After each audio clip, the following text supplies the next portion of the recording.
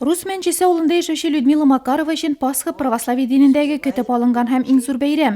Хуҗабикә аңарга алдан ук әзерләнә башлый. Бу турыда безгә дә сөйләргә булды. Үз изоляцияләү режимын бозмас өчен без барып йөрмәдек. Заманча гаджетлар ярдәмгә килде. Помощники молодцы мои. Вот. И яички. О, какой вкусный. Быел аның гаиләсе Пасханы өйдә бәйрәм итә, оныклары кайткан балаларын көтәләр. Пасха атнасы якыннарың белән бергә булу мөмкинлеге ди ул. Это все бабулина работа. Это пушку называется.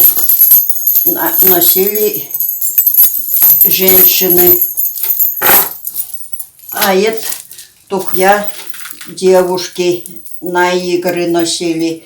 Пасха бәйрәмендә Илья ширкәвенә кичке гыйбадәт кылуларга эш эзләп кеше җыела иде. Үз изоляцияләү режимы моңа үзгәрешләр кертте. Храмы, естественно, будут открыты. Бәйрәм службасы өчен гыйбадәтханәләре ачык булачак, тик аны руханилар, ширкәү хезмәткәрләре генә башкарачак. Православие динендәге башка нурлатлыларның өйдә калып гыйбадәт кылуын, Пасханы каршы алуларын сорыйм. Шәмнәр кабызып дуга кылып була. Бүгенге хәл җиңелләрдән түгел. Шулай да Аллаһның янәшәдә булуын истә тотып, үз үзегезне һәм якыннарыгызны саклап яшәгез. Пасхи Христовой.